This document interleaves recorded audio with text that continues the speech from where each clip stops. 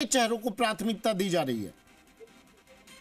देखिए, सरकार सबसे पहले तो उन अधिकारियों को, उन चेहरों को बदलती है जो पिछली गवर्नमेंट में महत्वपूर्ण भूमिका में थी, क्योंकि सरकार के कामकाज को लेकर बीजेपी जब विपक्ष में थी लगातार इन पर आरोप लगाती थी, कामकाज के तौर तरीकों पर सवाल उठाती थी। तो सबसे पहली शुरुआत है मुख्यमंत्री कार्यालय के जो प्रमुख अधिकारी होते हैं उनको यहाँ पर नियुक्त किया गया, और उसके साथ ही अब नए जो अधिकारी कल लगाए गए थे उससे भी ये स्पष्ट हो गया था कि अब इनको यहाँ से बदला जाएगा, लेकिन कल उनके आदेश नहीं निकाले थे, आज उनके आदेश निकाल दिए गए। ठीक है, दीपक गोयल मेरे सहयोगी भी हमारे साथ जुड़ गए हैं और इस आदेश की कॉपी प्रतिलिपि भी टीवी स्क्रीन पर हम दिखा रहे हैं जो कार्मिक विभाग ने जारी किया है। 4 IAS को एपीओ किया गया। कुलदीप राका का उसमें नाम है, जो प्रमुख सचिव थे अशोक गहलोत सरकार में, उनका कार्यभार देखते थे, संभालते थे।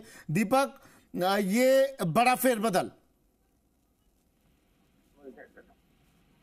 एक कंफ्यूजन की स्थिति थी जब कल एक ऑर्डर निकला था अस्थायी का, तो उसमें कुलदीप राका स्थायी तौर पर काम कर रहे थे, मैं जैसे आपका पहला जिक्र कर रहा था, लेकिन अब स्थिति साफ हो गई है और कंफ्यूजन दूर हो गया है। तो PS CM के बतौर अस्थायी तौर पर टी रविकांत अब भजनलाल शर्मा का काम देखेंगे, यानी कि भजनलाल शर्मा ये CM है, उनके PS टी रविकांत, सचिव आनंदी और जो JS है वो सौम्या झा होगी। 4 अफसरों को एपीओ कर दिया है। कुलदीप राका जब अशोक गहलोत बने थे, क्योंकि जोधपुर पालिक से वो ताल्लुक रखते हैं, जोधपुर में उनकी स्टडी हुई, लेकिन जब CM बतौर उन्होंने शपथ ली थी तो कुलदीप राका है उनके प्रमुख सचिव के बतौर तभी से वो काम कर रहे थे। गौरव गोयल को बीच में उनको CMO में लगाया गया था, JDC के बाद में आरती डोगरा वो अलग अलग जिलों के अंदर कलेक्ट्री उन्होंने करी है और अच्छी अफसर की गिनती में उनका नाम आता है। राजन विशाल एक वेरी कह सकते हैं कि पहले भी वो CMO में थे और CMO के बाद में वो विदेश फॉरेन स्टडी लीव में चल गए, तो उससे पहले उनको जयपुर कलेक्टर का भी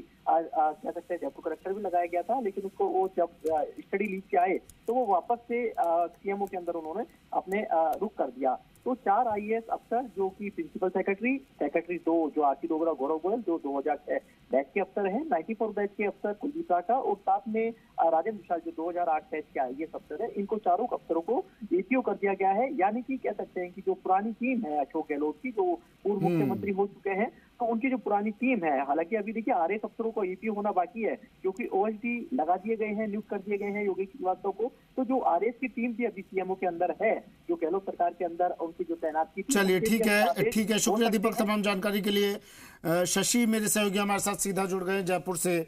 शशि, किस तरह देख रहे हैं इस फेरबदल को आप?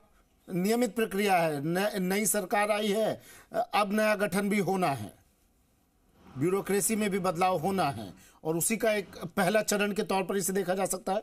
शशि, देखिए, जिस तरीके से किसी भी व्यक्ति के जन्म के साथ ही उसकी मृत्यु होना तय है, उसी तरीके से सरकार बदलने के साथ पूर्ववर्ती सरकार के अधिकारियों का एपीओ होना तय होता है और इसी कड़ी में इसे देखा जाना चाहिए। ये एपीओ इन अधिकारियों के लिए कोई पनिशमेंट नहीं है, लेकिन इनको जब तक कोई नई जिम्मेदारी दी जाएगी तब तक के लिए इनको अवेटिंग पोस्टिंग ऑर्डर्स रखा जाएगा और इसी कड़ी में कुलदीप राका, आरती डोगरा, गौरव गोयल, राजन विशाल को एपीओ किया गया है। अब इन्हें नई जिम्मेदारी दी जाएगी क्योंकि निवर्तमान पूर्व मुख्यमंत्री अशोक गहलोत के प्रिंसिपल सेक्रेटरी थे कुलदीप राका और जो आरती डोगरा, गौरव गोयल, राजन विशाल हैं वो सेक्रेटरी और स्पेशल सेक्रेटरीज थे। तो अब नए CM आ गए हैं तो नई टीम आएगी, नई टीम अपने हिसाब से काम करेगी और पुरानी टीम की विदाई CMO से हुई है। जैसा सहयोगी दीपक गोयल अभी बता रहे थे, RAS अधिकारियों को भी अभी पोस्टिंग और एपीओ होना है। तो कल मुख्यमंत्री भजनलाल शर्मा ने सभी अधिकारियों के साथ मीटिंग की। उस मीटिंग में कुलदीप राका के साथ जो अन्य अधिकारी मौजूद रहे, पुरानी टीम के भी और नई टीम के जो टी रविकांत हैं, आनंदी हैं और सौम्या झा, वो भी मौजूद रहे।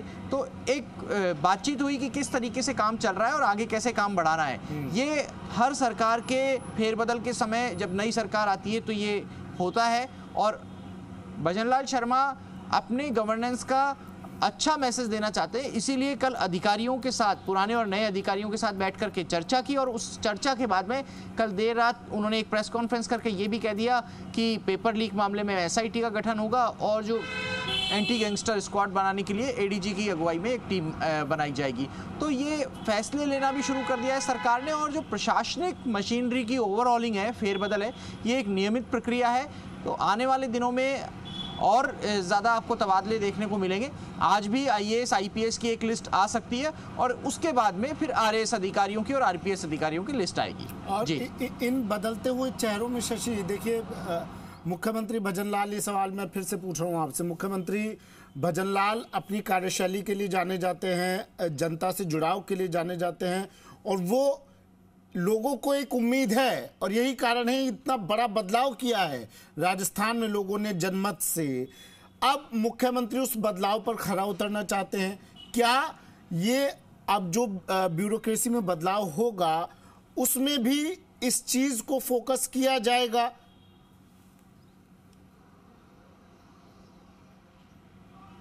देखिए, जनता के काम हो, जल्दी हो, ज़्यादा से ज़्यादा काम हो, इस पर नई सरकार का फोकस है। कल जब मुख्यमंत्री प्रेस से बातचीत कर रहे थे तो उन्होंने ये भी कह दिया कि हर काम का समय तय होगा, फास्ट रिड्रेसल की जाएगी, और अगर कोई पेंडिंग काम है तो उस पेंडेंसी को भी जल्दी निपटाया जाएगा। ये मैसेज उन्होंने ब्यूरोक्रेसी को भी दे दिया है, और यही मैसेज आने वाले दिनों में जब तबादले होंगे तो उनकी भावना, उनकी सोच नई ब्यूरोक्रेसी में या ब्यूरोक्रेसी के नए चेहरे में दिखाई देगी।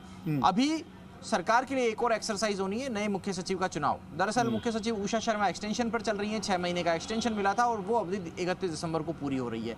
नई CS का चुनाव हो उससे पहले हालांकि प्रशासनिक मशीनरी में अधिकांश फेरबदल हो जाएगा, लेकिन नए CS का चुनाव भी सरकार के लिए एक एक्सरसाइज वाला काम रहेगा, और सरकार की कोशिश यही होगी कि जो सरकार फैसले ले उनका क्रियान्वयन प्रभावी तरीके से हो और उनका मैसेज जनता के बीच अच्छा जाए। उस तरीके से ब्यूरोक्रेसी में अपॉइंटमेंट और पोस्टिंग की जाएंगी, और सरकार लगातार इसमें आपको आने वाले दिनों में व्यस्त दिखाई देगी। OSD नया नियुक्त किया गया, 4 IAS अधिकारियों को उपयोग किया गया, उनकी जगह 4 नए नाम आए। अगर इन नामों के बारे में थोड़ी डिटेल में जानना चाहें शशि हम।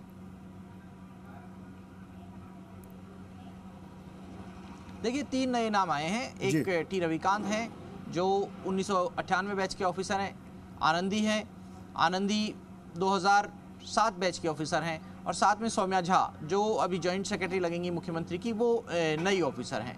तो एक कॉम्बिनेशन है। हालांकि 4 अधिकारी गए हैं, अभी और अधिकारी CMO में आने हैं, और एक जो शब्द था अस्थायी तौर पर नियुक्ति, जो कल T रविकांत, आनंदी और सौम्या झा के आदेश आए थे, उसमें ये एक सवाल खड़े कर रहा है कि क्या अभी भी बदलाव होगा CMO में, या बदलाव होगा तो किस शक्ल में होगा। सवाल ये कि क्या T रविकांत की जगह लाएंगे, आनंदी की जगह लाएंगे, या सौम्या झा की जगह कुछ और चेहरे लाए जाने हैं, या इस टीम में ऐड किए जाएंगे। तो इसको लेकर के ब्यूरोक्रेसी में चर्चा है और जिज्ञासा भी है। हालांकि ये जिज्ञासा इस बात की है कि क्या कोई नए चेहरे आ रहे हैं, क्योंकि अभी तक जो लग रहा है वो यही है कि T रविकांत और आनंदी के साथ में जो सौम्या झा की टीम है उनके साथ ही भजनलाल शर्मा काम करेंगे। जहां तक अफसरों की बात है, जो योगेश श्रीवास्तव हैं, योगेश श्रीवास्तव एक बहुत ही मजे हुए ऑफिसर हैं। उन्होंने अलग अलग जगह काम किया है, वर्सेटाइल लोगों के साथ काम किया है। राजभवन में उनकी पोस्टिंग रही है, पूर्व मंत्री रमेश मीणा के साथ में रहे हैं, दिल्ली में रहे हैं, और दिल्ली से आए थे जब अभी 2 दिन पहले ही APO हुए हैं। हालांकि कल जब हमने उन्हें शुभकामनाएं दी, बधाई दी, तो उन्होंने कहा कि अभी वो 5-7 दिन के लिए आए हैं, ऐसा कुछ भी नहीं है कि वो OSD बने जा रहे हैं। लेकिन अब जब आदेश हो गए हैं तो अधिकारी